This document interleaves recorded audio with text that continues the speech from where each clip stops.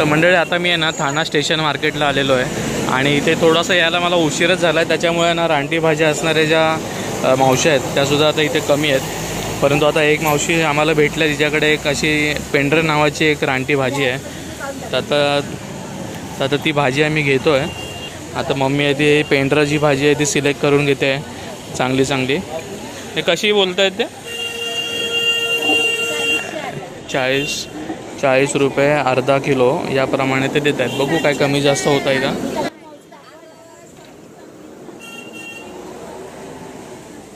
आता बघू, पहिल्यांदाच दिसत आहेत ह्या भाज्या. मागच्या वर्षी मी आलेलो तेव्हा ही भाजी तरी मला काही दिसली नव्हती, पेंढर नावाची. आता बघू ही भाजी कशी आहे ते.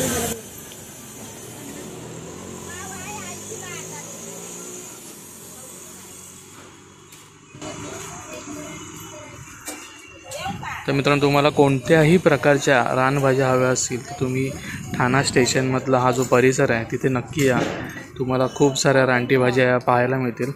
ठीक आहे, याची जे काय औषधी गुणधर्म आहेत, बाकी याची चव कशी असते, हे सगळं तुम्हाला आता पुढच्या व्हिडिओमध्ये पाहायला मिळेल. तर आता आम्ही काय काय घेतलं तर हे बघा, इथे बांबूचे कोंब घेतलेले आहेत आणि ही पेंढर भाजी घेतलेली आहे. चला तर मग आता आपण घरी जाऊया. चल. नमस्कार मंडळी, मी प्रमिला पाटील कोल्हापुरी किचनमध्ये अगदी मनापासून स्वागत करीत आहे.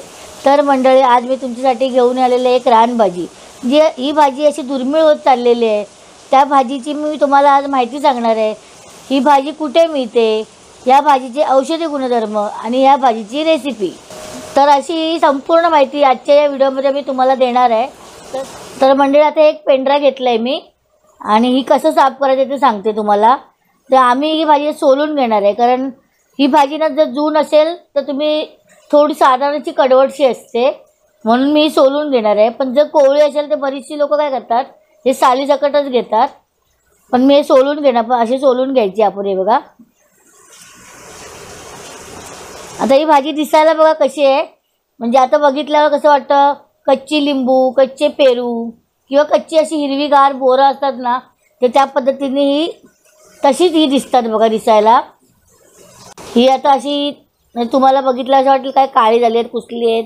ते कुसलेले नसतात, आतमध्ये सगळी एकदम छान असतात. इथले फूल गळून गेल्यामुळे ती अशी दिसतात. तर आता मी तुम्हाला सोलून पण दाखवते. बघा, सोलताना दाखवते. आतमध्ये एकदम पांढरे शुभ्र असतात. अशी त्याची सालं काढून घ्यायची. जून आहे ना, म्हणून मी याची साल काढून घेते. हे बघा किती छान पांढरे आहे.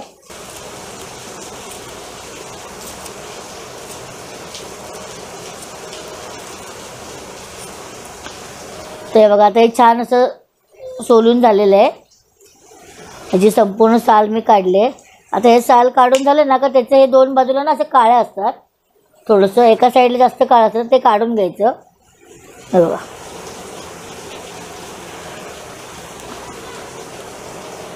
त्याच्यामध्ये आतमध्ये काय कीडबीड नसते, छान असतं एकदम. थोडंसं काळं काढून टाकलं का असं, हे बघा, ते असं काढून टाकायचं. आणि हे ना पाण्यात ठेवायचे तोपर्यंत, कारण हे असं बाहेर ठेवलं ना मग काळं पडण्याचं असं जांभळट कलर येतो त्याचा. ते सोलता मी तुम्हाला याची नावं देखील सांगणार आहे. तर या भाजीचे शास्त्रीय नाव आहे तामिळनाडिया युलिजिनोसा आणि संस्कृत नाव आहे गांगेरू. गुजरातीमध्ये गंगेड आणि गांगड म्हणतात आणि हिंदीमध्ये त्याला पेडालू आणि पिंडारू असे देखील म्हणतात. मराठीमध्ये त्याला पेंढरा, पेंढा, पेंडूर अशी बरीचशी नावं त्याला आहेत. एक मेनन नाव सुद्धा एक कॉमन नाव आहे. तर असे या भाजीची नावं भरपूर सारी आहेत. तर तुम्हाला असं वाटत असेल ह्या बाईला कशी काय नावं माहिती आहेत, तर आमच्या चाळीमध्ये ना असे विविध प्रकारची लोकं राहतात, म्हणजे गुजराती, हिंदी, तमिळ. तर त्यांच्याकडनं मी माहिती घेतली थोडीशी नावांची. तर आता तुम्हाला मी हे बघा भाजी संपूर्ण कशी साफ करायची ते दाखवलं आहे. आता एकदा चिरून दाखवते याच्यामध्ये कसं आहे ते. म्हणजे तुकडे करून घेते, असे तुकडे करून घ्यायचे आधी. आणि त्याच्या आतमध्ये ना अशी बी असते, ह्या बिया असतात ना, हे जून असतं ते बघा. ह्या बिया काढून घ्यायच्या आपल्याला. हे बघा अशी बी असते, हे तुम्हाला दाखवते मी अजून एक. अशा या बिया काढून घ्यायच्या आणि या पाण्यामध्ये टाकायच्या. आपल्याला अजून एक दाखवते बघा, आतून कापून अशी बी असते त्याची. हे बिया काढताना थोडा त्रास होतो, तर बरीचशी लोक काय करतात, त्याला आधी उकडून घेतात. मग ते उकडून घेतल्यामुळे जास्त शिजायची शक्यता असते ना, म्हणून मी असे बिया काढून घेणार आहे आधीच. बघा, हे आतमध्ये अशा काळ्या बिया असतात, त्या काढून टाकायचे. एवढेच बी असते त्याच्यामध्ये, कडक असते, ती घेऊ नये आपण. बघा, ही अशा पद्धतीची बी असते. आणि मग आपण त्याचे असे बारीक बारीक स्लाईस करायचे. असे आहे बघा, असे तुकडे करून घ्यायचे आणि हे ह्या पाण्यामध्ये टाकायचे. कारण ह्याचा कलर ना असं जांभळट होतो नंतर, आणि म्हणजे बाहेर ठेवलं की ते काळपट एकदम काळे पडल्या की वाटतात. सगळे मी साफ करून त्याचे तुकडे करून घेते, मग पुढची रेसिपी दाखवते. तर मंडळी, आता ना भाजी चिरून झालेली आहे. हे बघा, मी या बाउलमध्ये ठेवलं. ह्याच्या बिया असतात ना, ह्यांचा हा कलर असतो जांभळ्या कलरचा. त्याच्यामुळे काय होतं, ह्याला चिकट पण असतो या फळाला. त्याच्यामुळे त्याचे हात आहेत ना आपले असे काळे, असे चिकट. जसं आपण तोंडली भेंडी चिरल्यावर कसं काळं होतं, काजूचे तसं काळं होतं. ते बघा, मी आता घासून घेतलेत. हे अशा पद्धतीचे काळे डाग उठतात. तर तुम्ही तेल लावून घ्या आधीच. आता मी हे धुवून घेते स्वच्छ. का पाणी घाण येतं एकदम. हे आतून सफेद असतात, पण ते चीक लागतो ना, त्याच्यामुळे ते काळपट होतात. पाणी बघा किती काळं येतं अजून. असं 4-5 वेळा आपण धुवून घ्यायचं.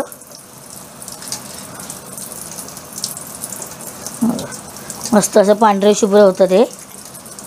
तर मी आता गॅसवर ना पाणी तापत ठेवलं आहे. ही भाजी आपल्याला एक कड काढून घ्यायचं आहे, कारण त्या भाजीला ना थोडा चीक असतो आतमध्ये, म्हणजे असं चिकट पण असतो ना, म्हणून मी हे पाणी तापत ठेवलं. आणि ही भाजीला एक उकळी काढून घेणार आहे. आणि यामध्ये थोडंसं मी तेल टाकणार आहे, म्हणजे त्याचा चिकटपणा तो निघून जाईल आणि भाजी थोडी वाफली पण जाईल.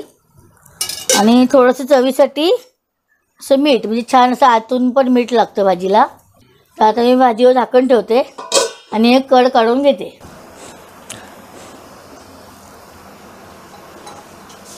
आता 5 मिनटं झालेली आहेत. भाजी आहे बघा, छान अशी वाफली आहे, मस्त एकदम. आता हे झाकण काढून घेतलं मी भाजीवरचं. आता हे पाणी देखील मी काढून घेते. गॅस बंद करून घेणार आहे. तर या जाळ्यामध्ये मी भाजी ओतते. ही बेसिनचं पाईप प्लास्टिकचं आहे, त्यामुळे मी आता नळ चालू केलं आहे. 2 मिनटं.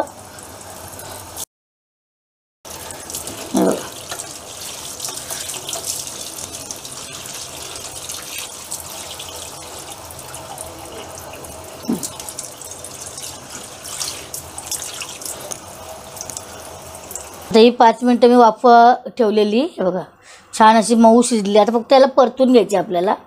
गॅस चालू करून घेते आता मी. आणि हे फ्राय पॅनच ठेवलं, याच्यामध्येच मी आता करते भाजी. 1-2 मिनटं तापू दे. आता मी या भाजीला लागणारं जे साहित्य आहे ना, ते तुम्हाला दाखवते. हे सगळं फोडणीचे साहित्य आहे. कोथिंबीर गार्निशिंगसाठी घेतले. लसूण फोडणीसाठी घेतलेले आहे मी. अगदी 4-5 पाकळ्या घेतल्यात. जिरं मोहरी एकत्रच घेतले. हे 2 मोठे कांदे आणि एक छोटा कांदा, असे 3 कांदे घेतलेत. कारण भाजीला जेवढा कांदा चांगला असेल तर छान लागते. टोमॅटो 1 घेतलं आहे. अर्धा चमचा हळद, चवीनुसार मीठ. ओलं खोबरं पण आपल्याला तुमच्या आवडीनुसार आहे. तुम्हाला ओलं खोबरं पाहिजे तर टाकू शकता, नाही टाकलं तरी काही नाही टाकलं तरी चालतं. थोडासा हिंग आहे, म्हणजे पाव चमचा हिंग. आणि हे 2 चमचे कोल्हापुरी घाटी मसाला आहे. याच्याबदली तुम्ही हिरवी मिरची देखील घेऊ शकता.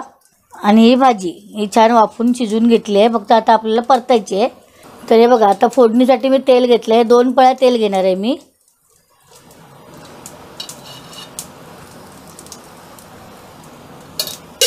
तर याच्यामध्ये मी जिरं मोहरी टाकून घेते. थोडी टाकली, पाव चमचा. हे बघा, छान तडतडले जिरं मोहरी. आता लसूण पाकळ्या टाकते.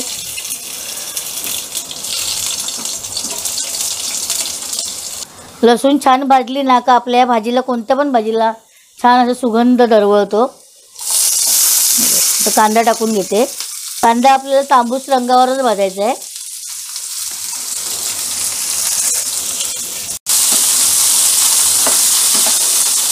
आता याच्यामध्ये मी मीठ टाकून घेते. मगाशी आपण शिजताना थोडं टाकलं होतं पण त्याच्यावर पाणी ओतलं म्हणून आपण हा 1.5 चमचा छोटा चमचाच घेतला आहे.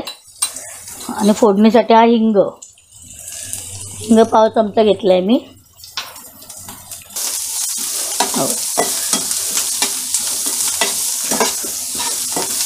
मीठ आधी टाकल्यामुळे काय होतं, कांदा आहे ना लवकर भाजला जातो. मऊ पडला का कांदा लगेच भाजतो. कांद्याचा कलर देखील आता बदलत आला आहे.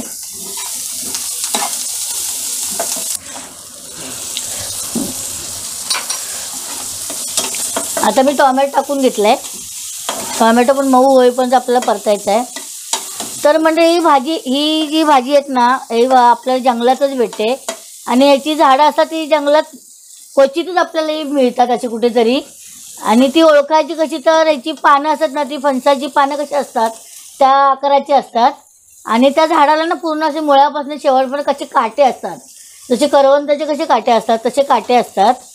आणि हे फळ त्याच्या फुलाचा रंग असा सफेद असतो एकदम. आणि ही जून म्हणजे मे महिन्याच्या सुरुवातीला याची फुलं यायला सुरुवात होते. आणि जुलै ऑगस्टपर्यंत ही भाजी पूर्ण आपल्याला फळ खायला पण भेटतं आणि संपून देखील जातं. आता मी थोडंसं हळद टाकून घेते. 1 चमचा छोटा चमचा हळद घेतले मी. आणि लाल तिखट आहे हे देखील टाकून घेणार आहे. हे 2 चमचे लाल तिखट घेतले. तर तुम्ही मिरची पण घेऊ शकता. तर याचे औषधी गुणधर्म म्हणजे कसे, ही भाजी एकदा क्वचितच अशी मिळते. सीझन वाईजच असते. जशी पावसाळा किंवा क्वचित अशी एखाद्या वेळेस मध्ये चाली तर. पण याचं एकच सीझन असतं बऱ्यापैकी, पावसाळ्यातच असतात ही. तर आपण ही भाजी टाकून घेऊया आता.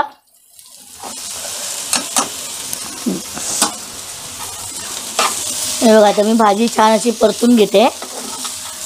आणि ही भाजी खूपच आयुर्वेदिक आहे. म्हणजे औषधी याच्यात गुणधर्म भरपूर आहेत. जसे म्हणजे लहान मुलांना असं लूज मोशन झालं किंवा त्यांचं पोट दुखत असेल तर त्याच्यावर ही भाजी खूप औषधी गुणकारी आहे. आणि दाढ दुखत असेल, असं आपलं जंत झाले असतील तरी पण याच्यावर ही भाजी चांगली असते. तर ही भाजी आहे ना लहानांपासून मोठ्यांपर्यंत सगळ्यांनीच खायला आणि खावाच. म्हणजे आयुर्वेदिक ही भाजी आहे. त्यामुळे तुम्ही एकदा तरी वर्षातनं खायलाच पाहिजे. पूर्वी कसं गावाला भरपूर अशी मिळायची, मग आता क्वचितच कुठेतरी मिळते. आणि ही जर तो आता मार्केटमध्ये, आता शहराच्या ठिकाणी आता ही आवर्जून गावठी भाज्या भेटतातच. तर आम्हाला देखील ठाणा मार्केटलाच मिळाले. आणि हे बघा ही भाजी आम्ही 40 रुपये अर्धा किलोनी घेतली. 80 रुपये किलो होती. आणि मी दरवर्षी ठाणा मार्केटमध्ये सगळ्या गावठी भाज्या आणून खातेच. आपल्या ठाणे मार्केटमध्ये ना म्हणजे मुरबाडची लोक किंवा पालघरची, असं वसईची या साईडची लोकांना भाज्या विकायला भरपूर अशा घेऊन येतात. ते सगळ्या रानटी भाज्या गावचीच आणतात. त्यामुळे आम्हाला या गावठी भाज्या दरवर्षी भेटतात. तर तुम्ही या पद्धतीने करून बघा मस्त असं. त्याच्यात थोडंसं एकदम 2 चमचेच पाणी टाकणार आहे बघा. आपल्याला काय पातळ भाजी करायची नाही. याची रस भाजी देखील होऊ शकते. म्हणजे याचं कुकरला जाऊन जर आपण रगडा केला ना, असा मॅश केली ना याला, त्याची पातळ भाजी सुद्धा होते. तर हे बघा हे आहे ना ही भाजी आता मस्त अशी छान लाल भडक दिसते बघा.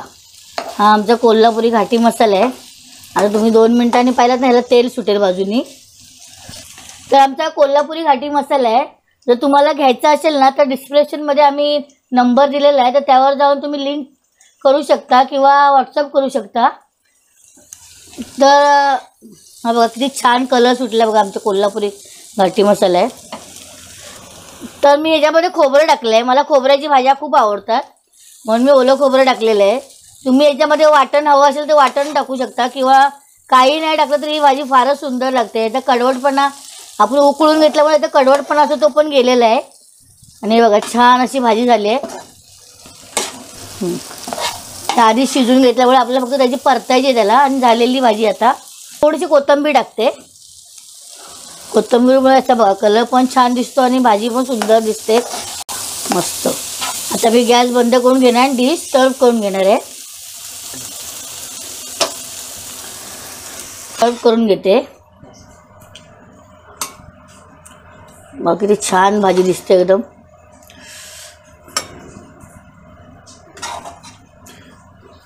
अशी सुकी भाजी एकदम मस्त घ्यायची, डिशमध्ये घेऊन पण खाऊ शकता.